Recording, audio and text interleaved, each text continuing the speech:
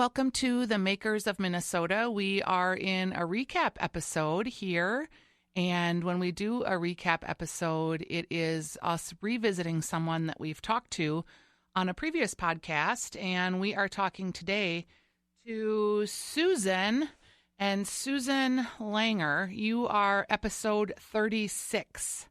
So it has been about a year and a half since we talked to you with Live, Give, Save. And a lot has happened, hasn't it? It sure has, and it's great to be with you again, Stephanie. Thanks. Yeah, I love to. I couldn't believe it.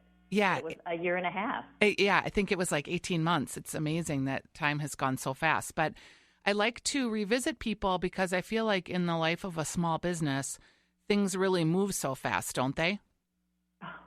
Do they ever?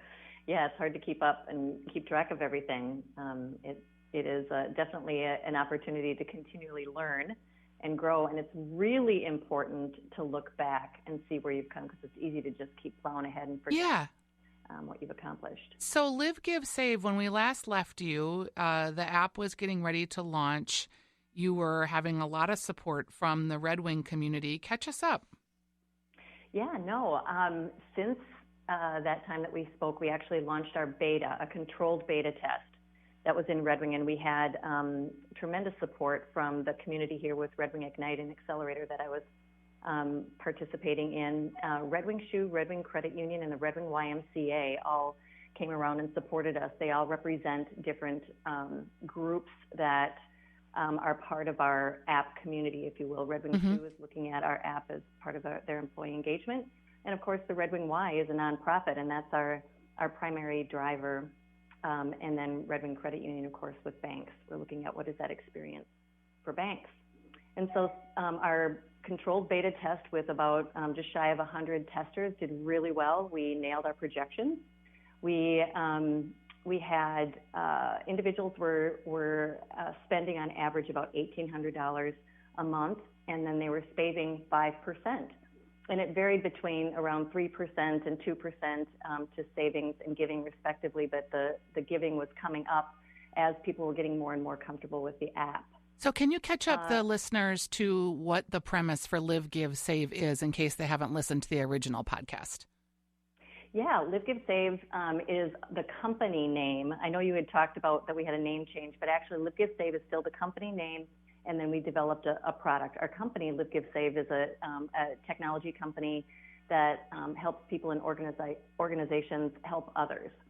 And so we developed our first product called Spave. Every time you spend, you save for yourself and a better world. And it's a financial wellness, or I like to call it a financial wholeness app that allows you to pull all of your bank accounts together into the palm of your hand, into one app. And you can connect your spending account so that every time that you spend, instead of rounding up like apps, you may have heard of Acorns. Yep. That rounds up and puts spare change into a mutual fund.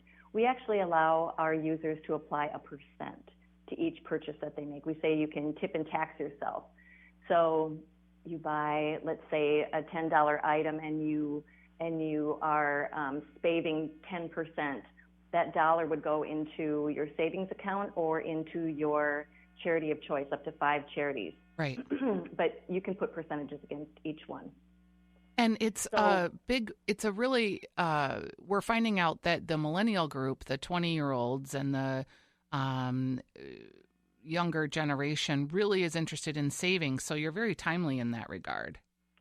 Yeah, there are a number of research studies that are out right now, and I just participated in a webinar a couple weeks ago that really validated everything that we're talking about here.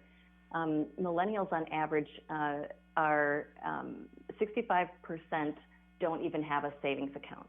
They use their checking and their debit card just to manage day to day, but they know that they need to and they want to, but they just don't have the right tools currently to do it. They also are very generous and want to support their community and issues and causes that they care about. But again, they feel like they never have enough money at the end of the month. Right. So we say, okay, when you go out and you have fun with your buddies or your girlfriends, think about it. You choose an item on a menu and you say, okay, it's $10, but when you check out, it's not $10 because of the taxes.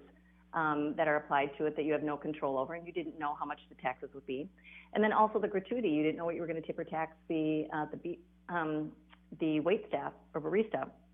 So we say, why not tip and tax yourself, and you'd never know. A little by little, a little becomes a lot. Right. So that's how it got started. And can people get the app now? Like, is it available to the casual user? It is. It went on the App Store. We launched our MVP, our minimum viable product, in the App Store on July 13th this summer. We've had some updates to it, and we have a new update that's going to be released or be submitted to the App Store this evening.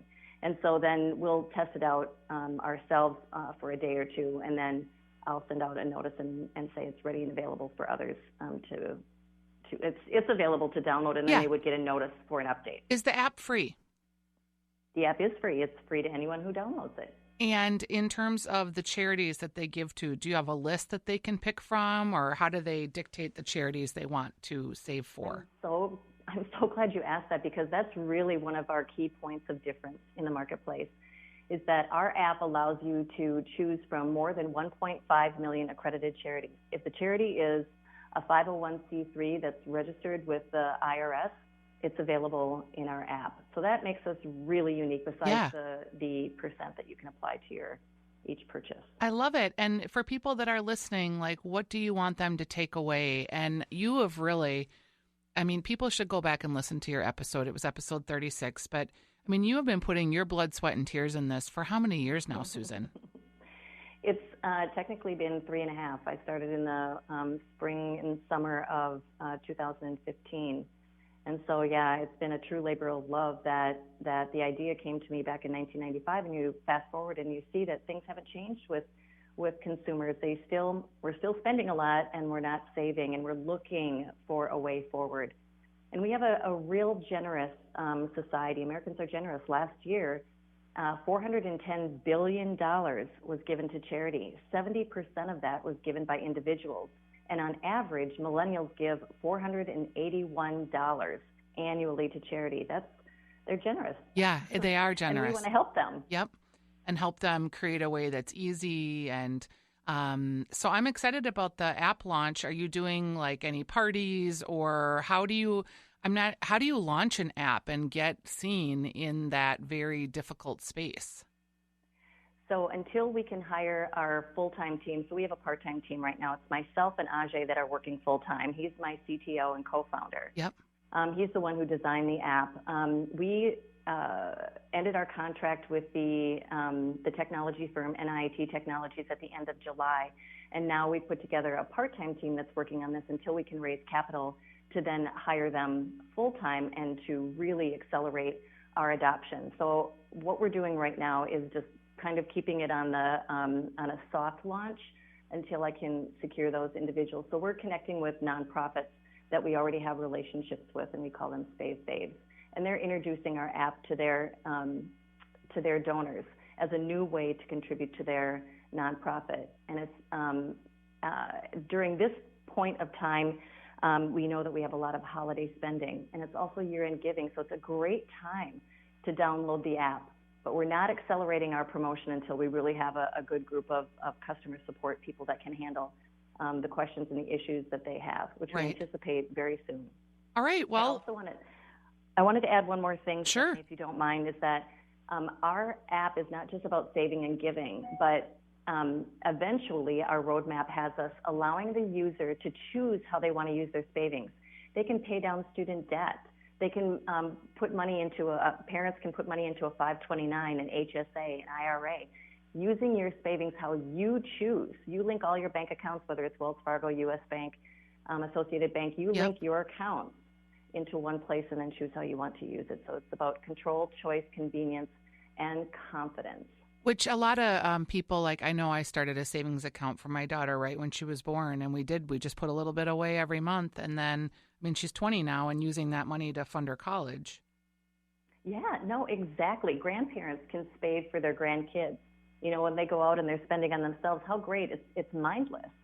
We want to take it to a place from passive giving and saving and paying down debt to one that's very intentional. So our AI and our app and our machine learning will then understand how and we can help you do better and provide you with more information and knowledge to make more informed decisions so that you can live, give, and save with purpose. Yeah, I love it. Well, Susan, I'm so glad to touch base with you. I've been keeping my eye on you and seeing what you guys are doing over there. Follow you on Instagram and also look at your Facebook on occasion. So thank you for checking in, and hopefully I'll have the opportunity to do that with you in the next 12 months once the app is launched and you're rocking and rolling, because this is really a neat, it's a neat app. I know how hard you've worked on it, and it's fun to see it come to fruition. Thank you, Stephanie. And for individuals that want more information, they can go to spave-app.com where they can get information, and then they can link directly to the App Store there. Awesome. We'll talk to you soon, Susan. All right. Okay, Steph, bye-bye. Thank you. Bye-bye.